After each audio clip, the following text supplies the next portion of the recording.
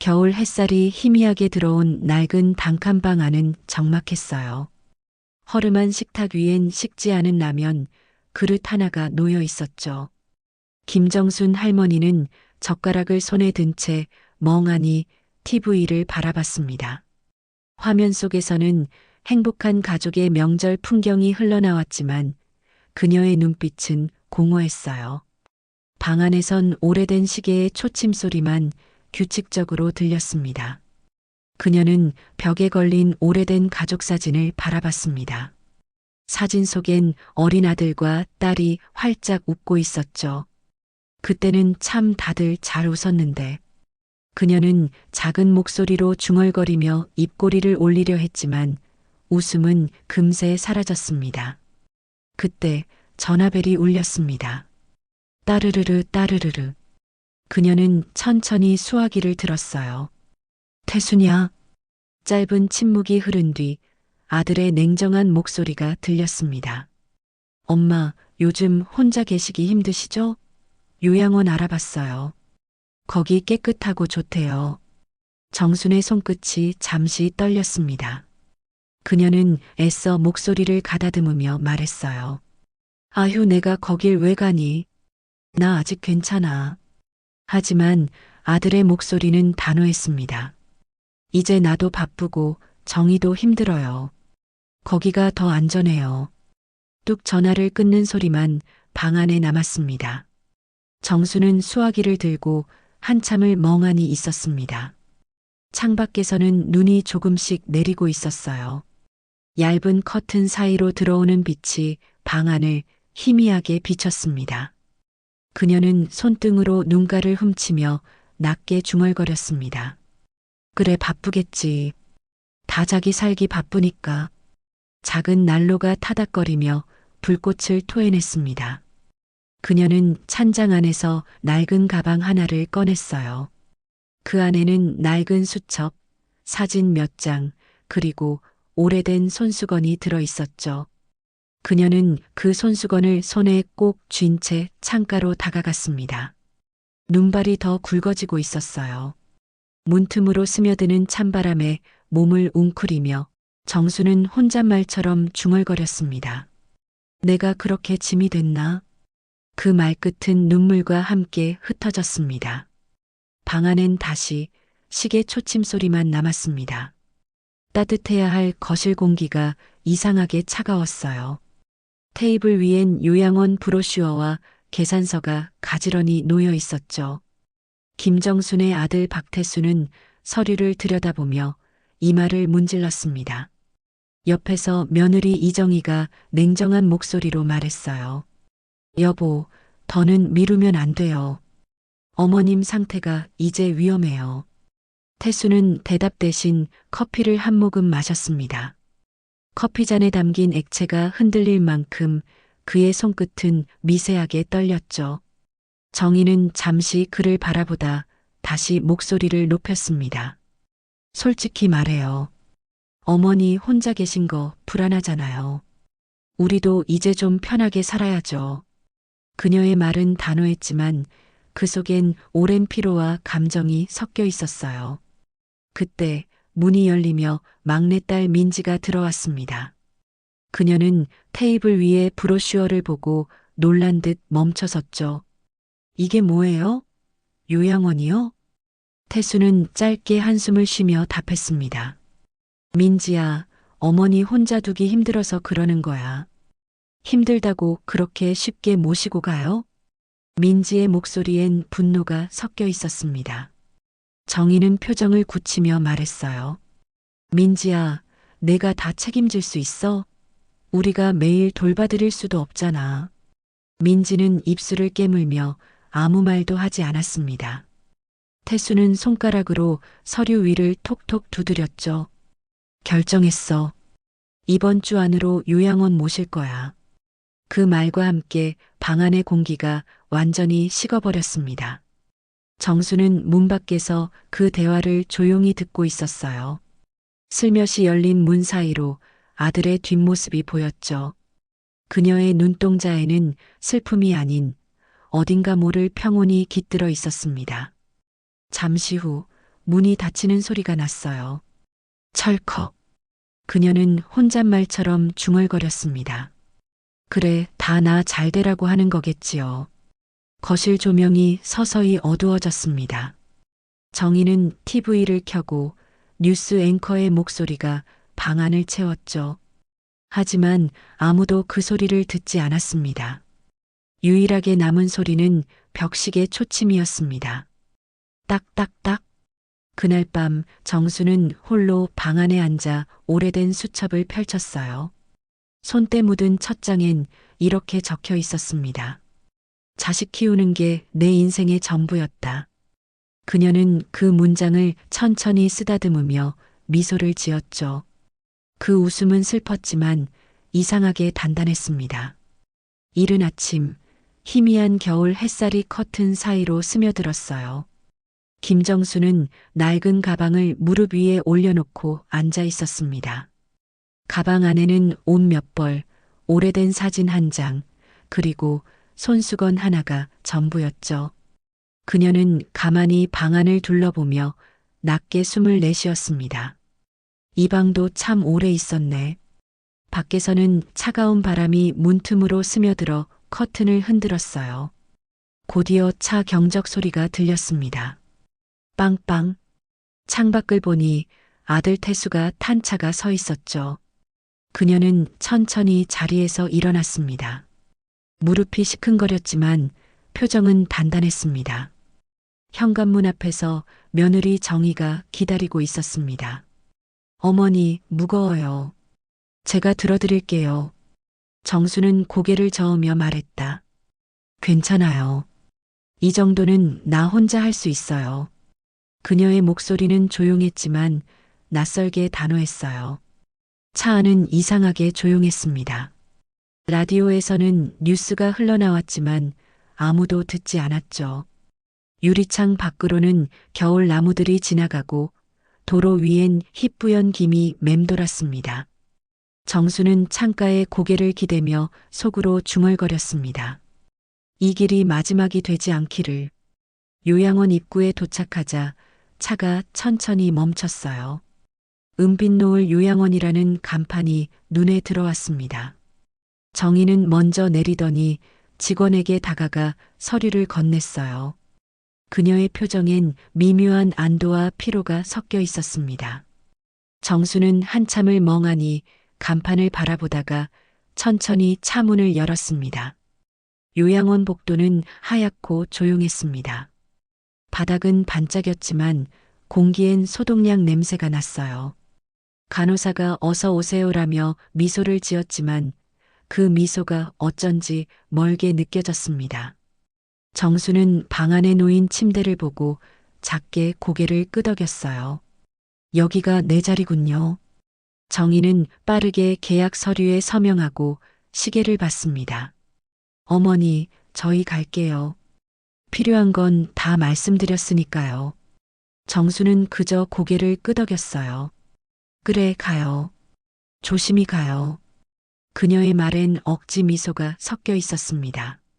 문이 닫히며 복도가 다시 조용해졌습니다. 정수는 창가로 걸어가서 바깥을 바라봤어요.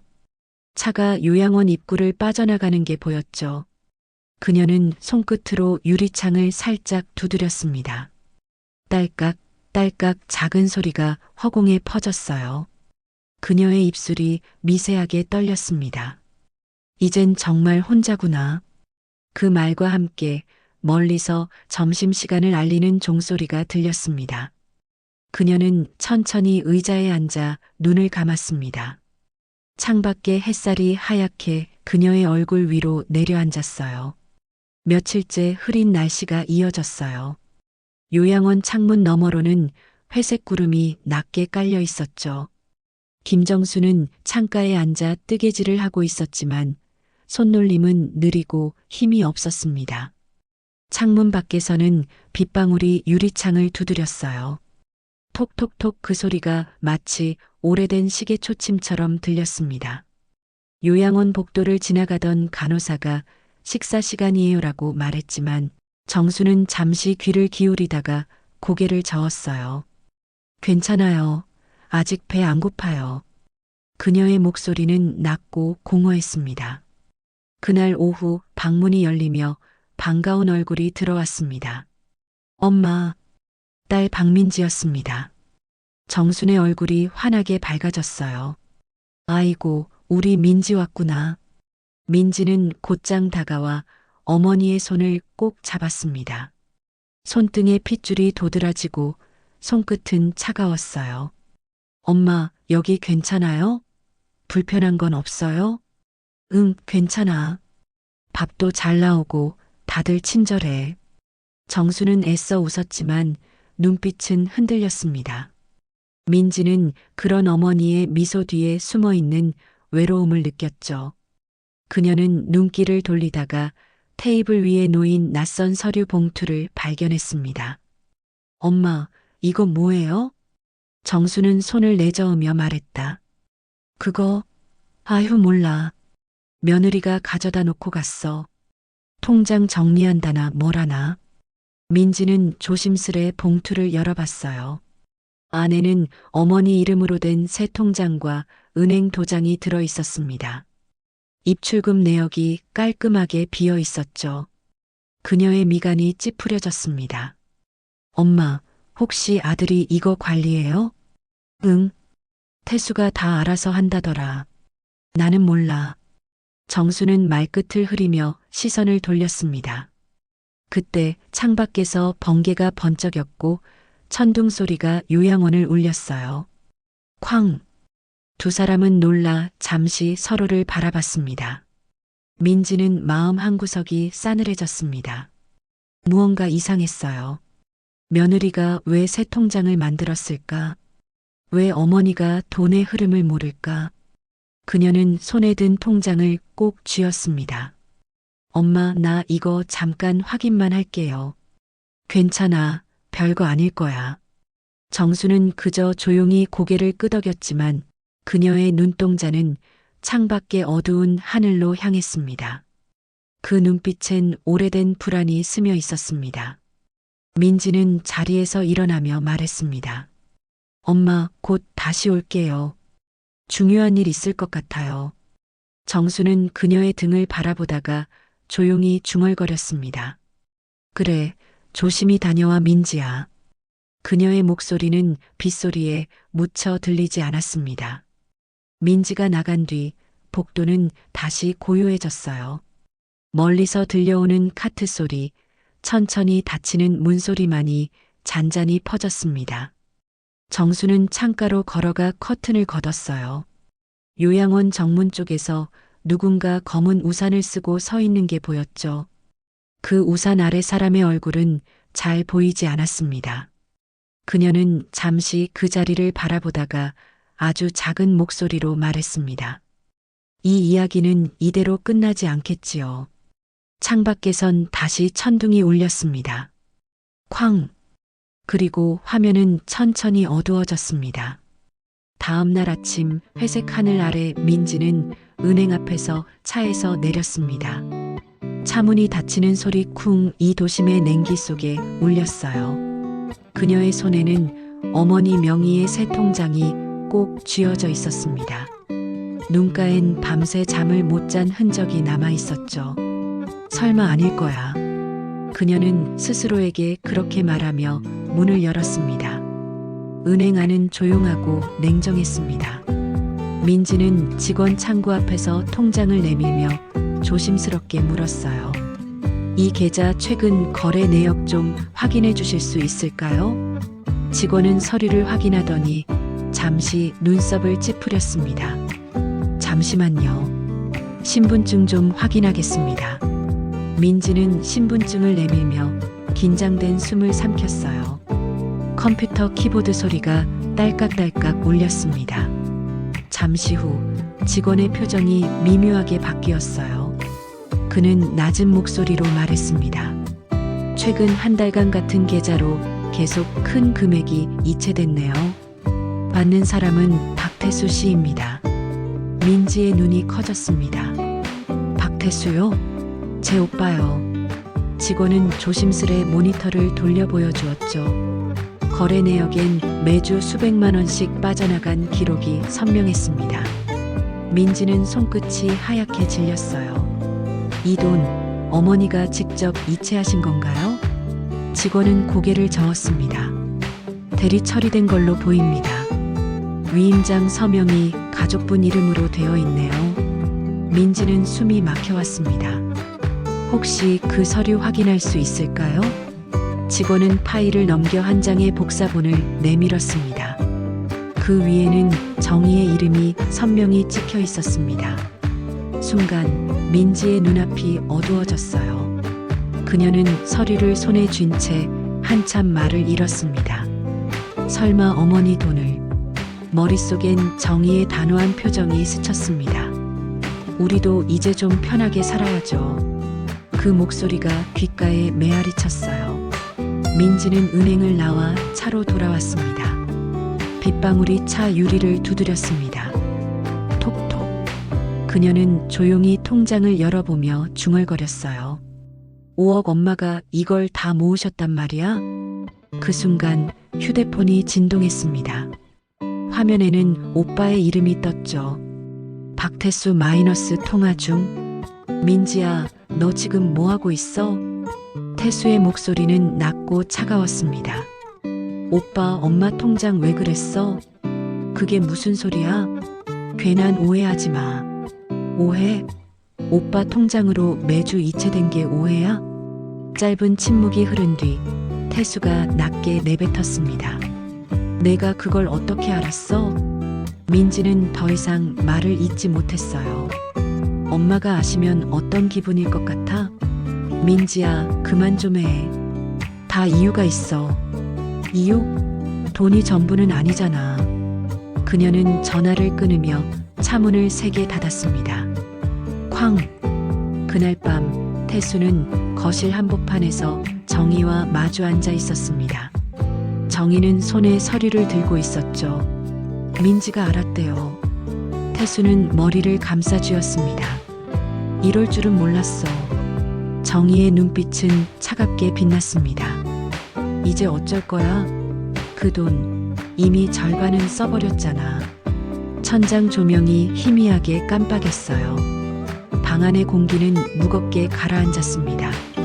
태수는 떨리는 손으로 머리를 감쌌습니다. 이게 다 무슨 짓이야? 엄마가 알면. 그의 목소리는 점점 작아졌습니다. 정희는 창밖을 바라보며 짧게 내뱉었습니다. 이미 늦었어. 폭우가 쏟아지는 밤이었어요. 창밖을 때리는 빗소리가 거세게 요양원 창문을 두드렸습니다. 쾅! 쾅! 요양원 복도는 어둡고 고요했습니다. 형광등 몇 개만 깜빡이며 긴 그림자를 드리웠죠. 문이 열리며 남자의 젖은 신발이 바닥을 적셨습니다. 박태수였습니다. 그의 머리카락은 젖어 이마에 달라붙었고 얼굴은 새하얗게 질려 있었어요. 손에는 구겨진 통장 사본과 위임장 서류가 들려 있었습니다. 그는 복도를 따라 허겁지겁 걸어가며 중얼거렸죠. 엄마. 정순의 병실 문 앞에 도착한 그는 잠시 숨을 고르지도 못한 채 문을 열었습니다. 철컥. 방 안에는 작은 스탠드 하나만 켜져 있었어요. 희미한 조명 아래 김정수는 담요를 덮은 채 창가에 앉아 있었습니다. 창문 밖의 비를 바라보던 그녀는 천천히 고개를 돌렸어요. 왔니? 태수는 더 이상 말을 하지 못했습니다. 그는 그 자리에 무릎을 꿇었습니다. 엄마, 나 정말 죄송해요. 목소리는 떨렸고 숨은 거칠었어요. 손에 들린 서류가 바닥으로 떨어지며 젖었습니다. 정수는 천천히 손을 들어 아들의 어깨를 감쌌습니다. 왜 울어, 태수야? 무슨 일이니? 엄마 돈을, 그 돈을 제가. 그는 끝내 말을 잇지 못하고 고개를 숙였습니다. 눈물이 뚝뚝 바닥에 떨어졌어요. 정수는 잠시 말이 없었습니다. 그녀의 손끝이 미세하게 떨렸지만 목소리는 여전히 고요했어요. 그 돈은 내 아버지가 남긴 거야. 내가 어려울 때 쓰라고 남긴 건데. 태수의 어깨가 크게 흔들렸습니다. 저는 몰랐어요. 그냥 잠깐만 쓰려고 했어요. 근데 멈출 수가 없었어요. 그는 어린아이처럼 울었습니다. 정수는 아들의 머리 위에 손을 얹었습니다. 이제라도 왔으니 됐어. 내가 다시 무릎 꿇을 수 있다는 게 엄마한텐 그걸로 됐단다. 비는 여전히 내리고 있었지만 방 안은 묘하게 고요했어요. 태수는 어머니의 손을 붙잡고 말했습니다. 엄마, 저 그 돈 다 돌려드릴게요. 정말이에요. 정수는 잔잔히 고개를 저었습니다. 돈이 문제가 아니야. 마음이 돌아오면 그걸로 됐지. 그녀의 눈가에 눈물이 맺혀 반짝였어요. 그 순간 복도 끝에서 민지의 발소리가 들려왔습니다. 엄마. 민지가 문을 열자 두 사람은 그대로 얼어붙은 듯 그녀를 바라봤습니다. 민지의 눈엔 눈물이 가득했어요. 그녀는 바닥에 떨어진 서류를 보고 모든 걸 이해했습니다. 이제야 오셨네요, 오빠. 그녀의 목소리는 차분했지만 그 안엔 슬픔보다 안도가 묻어 있었습니다. 정수는 두 남매의 얼굴을 번갈아 바라봤습니다. 이제 됐다. 우리 세 식구가 이렇게 다시 만났으니 그걸로 됐어. 창문 밖에서 번개가 번쩍이며 방 안을 하얗게 비쳤습니다. 세 사람의 그림자가 벽에 나란히 비쳤어요. 정수는 손을 맞잡은 채 미소를 지었습니다. 비가 그치겠네요. 이제 그칠 때가 됐어요. 창밖에서는 천천히 빗소리가 잦아들었습니다. 방 안엔 서로의 숨소리만 남았습니다. 태수의 어깨 위로 어머니의 손이 천천히 내려앉았어요. 그리고 긴 침묵 끝에 정순의 조용한 한마디가 흘렀습니다. 사람의 죄는 돈으로 갚는 게 아니라 용기로 갚는 거란다. 그 말이 끝나자 태수의 눈에서 또 한 번 눈물이 떨어졌습니다. 엄마 정말 죄송합니다. 정수는 천천히 아들의 손을 꼭 쥐었습니다. 괜찮아요. 이제 알았으니까 늦은 게 아니에요. 그녀의 미소는 잔잔했지만 오랜 슬픔을 덮을 만큼 따뜻했습니다. 새벽 공기가 차가웠습니다. 요양원 복도에는 간간히 간호사들의 발소리만 울렸어요.